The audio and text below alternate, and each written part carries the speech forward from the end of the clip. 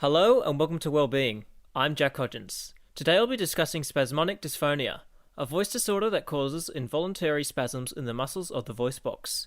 Here to shed some light on the topic, we are talking to Louise Bale, the chair of the Australian Dysphonia Network. Louise is also someone who has spasmodic dysphonia, and we have the privilege of getting her perspective on it. Hello Louise, and welcome to the program. Hi Jack, thanks for having me. When did you first start developing spasmodic dysphonia, and how did that impact your life in its early stages? Look, it's true to say that I'm a bit of a chatterbox, and I first noticed about 16 years ago that when I was talking, my words started to disappear, almost like a bad mobile phone reception. I was just losing bits of words.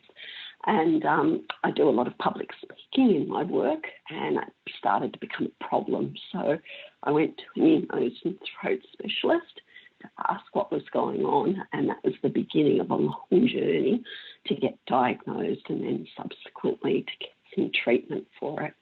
So that's 16 years ago. And you work for the Australian Dysphonia Network. What is the Australian Dysphonia Network, and what is your role there? Look, work is a funny word. We're a voluntary organisation run by a board of volunteers, all who live with voice disorders.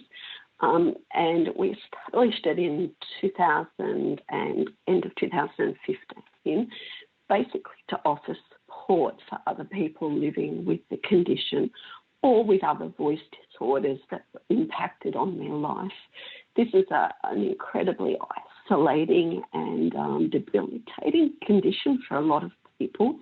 I naturally am a positive person, and I've been able to be persistent with treatment and get to a point where I was ready to, put some of my efforts into helping other people to find their way.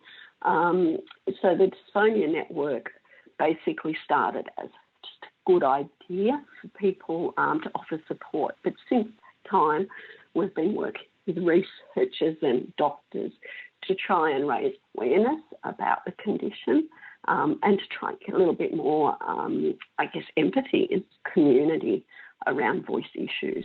And what are the different types of spasmodic dysphonia, and what makes those types different? Well, without going into a really a long anatomy lesson, our voice box or our vocal folds have two sets of muscles that control them, and there's a set at the front which actually make the muscles close, and there's a set at the back that pull the muscles open. And so when we're breathing or speaking or using that part of our vocal tract, those muscles work in a nice, smooth, rhythmic, coordinated way. So when you have spasmodic dysphonia, it can affect either those front muscles and cause a muscle spasm that blocks the airway off, so your voice becomes strangled trying to get the noise out. Or it can affect the back muscles, which pull them open and mean that your words get lost as a puff of air rather than making the sound. The vocal folds need to be sitting nice and neatly so that as the air passes over them, it makes the sound that you want. So if the muscles aren't in the right position, that can't happen. And those muscles are controlled by our brain. And the problem is a message between our brain and the muscles gets distorted. So if it's affecting the front muscles, it's called adductor spasmodic dysphonia because it's the adducting muscles that are interfered with.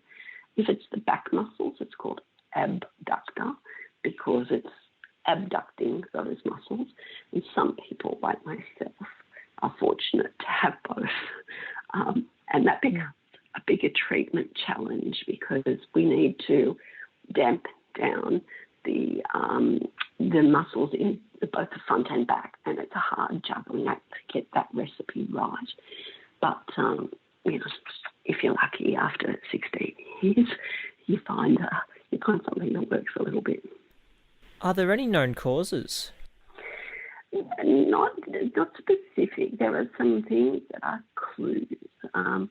Some people, it's after a viral infection. So, they've had a prolonged flu or something that's affected their voice at some point, and then after they've completely healed from that, they can be left with this interference between the brain and the vocal folds. So, a post-viral thing can do it. For some people, a stress event can trigger it. So it's almost as if, the people who are prone to it can get through life without any symptoms at all. And then something like a major stress can actually be the cause of starting it. And then what we know is that it then continues regardless of the stress, but it will become, it's a self-fulfilling prophecy. If you're living with a chronic condition and you're finding it hard to be heard, then you become stressed. And if you become stressed, your voice becomes worse. So there's that sort of thing. But in terms of what they call idiopathic spasmodic dysphonia, it means that it just happens. There can be, in some rare cases, there's a genetic component, but there's not really a great deal known about, why some people and not others. It's a little bit like you see people with a tic of their eye where they have that sort of involuntary blink, or a shoulder or a neck twist, and it just kind of, the muscle just does its thing when it walks. It's a little bit like that, but it's happening to the muscles of the vocal folds instead of on the outside, so it's not visible. What is the situation like with cures for it? There is no cure, sadly, and this was the big reality check for me back when I was finally diagnosed. I was glad after over 12 months of trying to find an answer. I was excited when I finally got a diagnosis, because I thought that meant that we could now fix it. What I did learn very quickly is no, you manage, you don't fix it. And that was devastating. I sort of thought, wow, that wasn't my plan at all. So for many people, Botox injections are the thing that help them to manage this. And Botox is injected into the muscles that are irritated or, behaving badly. And it helps to just knock out that overactivity for a period of time. Now, for most people, that's around about 4 months. If it works for them, it's about 4 months. And then you repeat, you do it again, and that becomes a long-term treatment plan. It is rare but possible for some people to go into a remission, where for some unknown reason they can go for 12 months, maybe even longer, where the effect of the treatment seems to last, and eventually it will wear off and it comes back. But hopefully, as time goes by, people do learn their own coping mechanism and find a way to sort of live with it the best they can. Have you seen the knowledge on spasmodic dysphonia improve since you were first diagnosed? Yes, I have. Internationally as well as locally, there has been a much. It's a very small. It's a small field in the scheme of medical conditions, but for the people that it affects, it's a massive debilitating condition. The research has been happening overseas mostly, and I guess the biggest thing is that people now recognise it as something that is real, that is neurological, and that is not just something that's caused by stress or needing to kind of take life easy. It was, for a long time, it was thought of as something that was just a psychological condition, that people weren't coping with life, but nothing could be further from the truth. And are there any supports that still need to be put in place? Oh, absolutely. I think what we get excited about the forward movement within the sector, amongst the researchers and doctors and people that live with it, general practitioners and the general community still don't a very good understanding of the impact of voice loss. Now, I'm doing very well today, and you can probably hear my voice in and out a little bit, but I have Botox in my larynx that helps to stop some of the spasms. Without that, my voice would be so strained and limited that I wouldn't be able to be talking to you now. So especially at a time like now where we're all finding ourselves in lockdown, where telephone communication is so important, people who live with these conditions become incredibly isolated, lonely, and depression becomes a big issue. So we do need GPs to understand better and the general community to understand better so they can be a little more sympathetic and not just assume that you've got laryngitis or you've lost voice for a moment and it'll be okay next week. This is something that's really, it changes lives and it changes relationships, and for a lot of people it impacts on their ability to work. Has spasmodic dysphonia made you feel like it's harder for you to have a voice on things? Oh, it's funny to say that.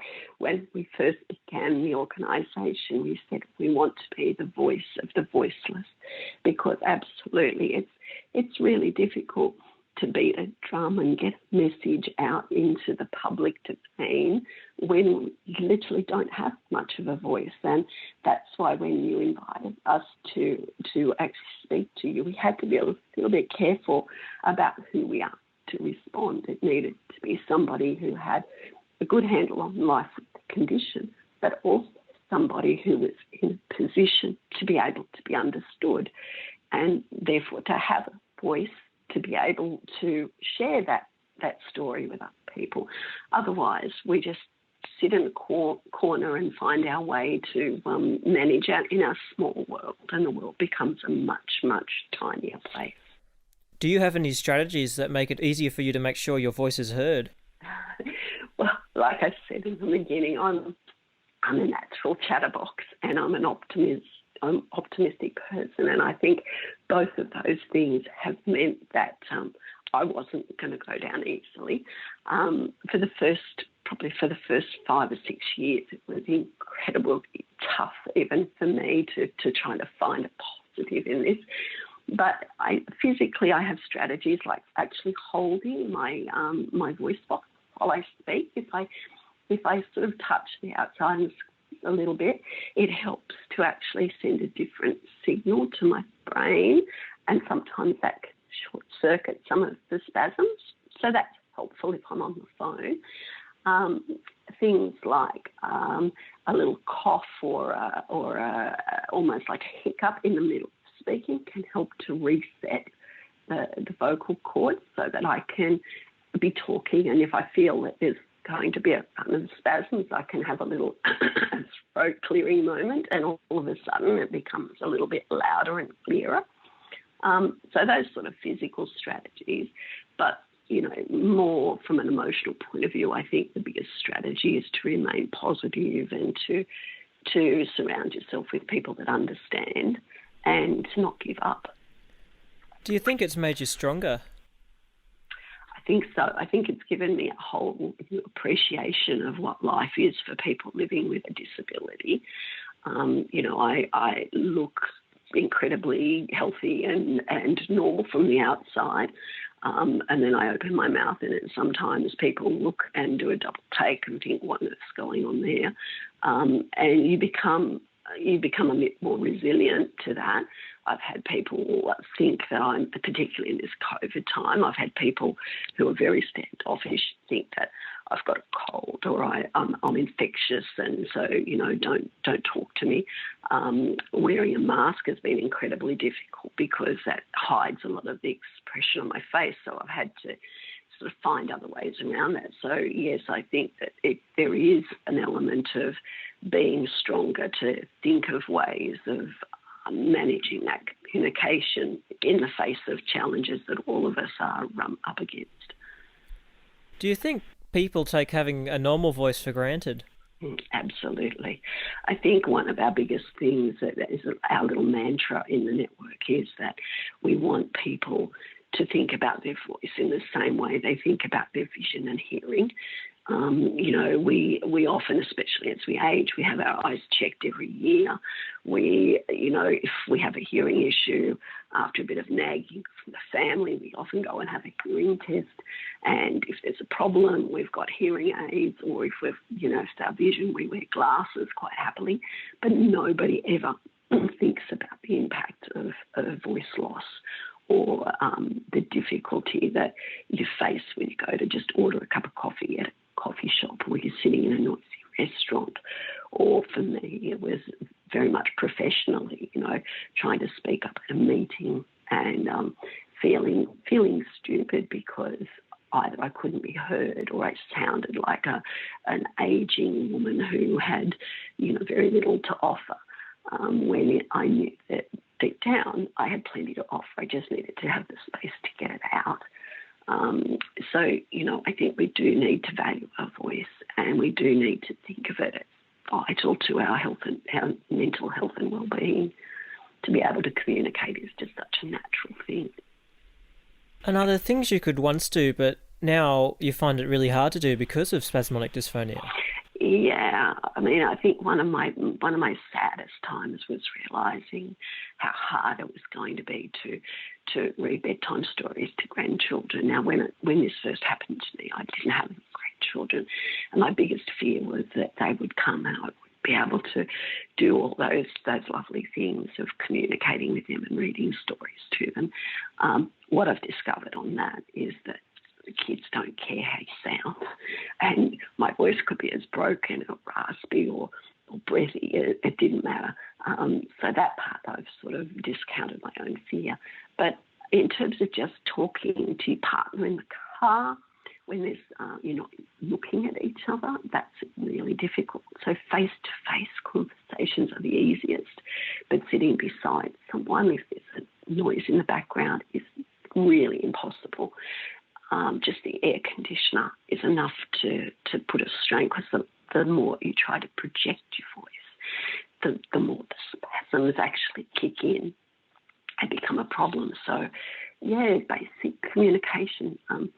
I live on 2 acres, so trying to call out across the yard to the family, to my husband, is impossible. So we installed a cowbell at the back door, and if I need to raise someone's attention, I just ring the bell, and then we have to meet each other rather than calling out.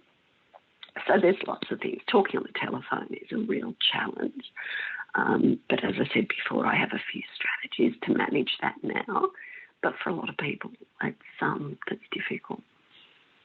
And when you were first diagnosed, did you find that there was did it really impact you at first? Like, was there this really big shift, like maybe socially in your workplace? Like, how did that, was it a big impact? Yeah, it was definitely a big impact. As I said earlier, I should say I started life as a nurse, and I've moved out of hospitals, and I work in population health or health promotion. And my work has been and continues to be a lot of talking, a lot of presentations, a lot of community engagement. And so it was devastating. I thought that my life as I knew it was over. I couldn't see my career going anywhere. Basically, the impact of getting the diagnosis was pretty hard hitting. I think I expected this was going to be something that was short-lived and that I'd just get on with my life. But instead, it took a major toll on how I saw myself and how I saw my future at work. And I really needed to go and do some deep thinking about whether I had a future in my current job, which I'm not sure if I mentioned. I work in health, and I work in health promotion, population health. And by nature of the work that we do, there's a lot of talking, it's community engagement, a lot of research and meetings, presentations and the like. So I saw myself as all of a sudden maybe redundant, and I couldn't see that I had a future. So I after a lot of soul searching and thinking that maybe I should retire and become a librarian, I decided that I would get some professional help. So I saw a psychologist who helped me to come to terms with what she described as a grief process. And she said, I was seeing myself as somebody different with a massive loss, but then I needed to realise that I still had plenty to offer. I just needed to find a different way to do that. And it took probably 12 months of counselling to come to terms with that and find new ways to do my job. But that was massive. I think I felt, I don't know, maybe I felt stupid. I felt like people would look at me and think that I wasn't very smart because I sounded so affected. My voice sounded like I wasn't very intellectual, perhaps. But the other impact was our social life. I suddenly discovered that going out to restaurants wasn't fun anymore. You couldn't go to noisy bars or places where you would normally socialise with friends. So our social circle shrank a little bit. We started just seeing our friends at each other's homes instead of going out to restaurants. And that was really hard, not just for me, but for my partner as well. So things did change. It was pretty significant, but honestly, I think that seeing the psychologist was probably the best thing I did to help me realise that, I really was the same person. It was just that now I had this unique and special difference, and I needed to channel my energy into being positive. And are people usually supportive? Once the people close to me are incredibly supportive. My workplace was incredibly supportive. My friends and family are. Strangers perhaps a little less so, and I think, as I mentioned before, particularly now when anyone with a funny voice is looked at as if maybe they're sick, maybe they've got COVID, so they're a bit suspicious. But it's true that once people actually the time to listen to the story and learn a little bit about spasmodic dysphonia, they become incredibly interested. And that interest then turns to a bit of learning about it and in a small way contributes to our goals of raising awareness and making people think twice about what it is to have a natural, normal-sounding voice. What would be the take-home from this interview you'd want people to remember the most? Probably what I said before is to value your voice and to think about it in the same way that you think about your vision and hearing, that it is incredibly important, and that if you come across somebody who does sound a little different, don't judge, and take the time to think a little bit. You might have to listen harder, be a little bit more patient, but it's okay to ask, what's happening for them, because I think the more that we are empathetic and understanding, the more accepted people feel. So I think if we could achieve that would be a wonderful thing for all of your listeners to perhaps listen to every voice and appreciate just how special it is to have a voice that works. Well, thank you for sharing your insight with us today, Louise, on spasmodic dysphonia. We appreciate you taking the time.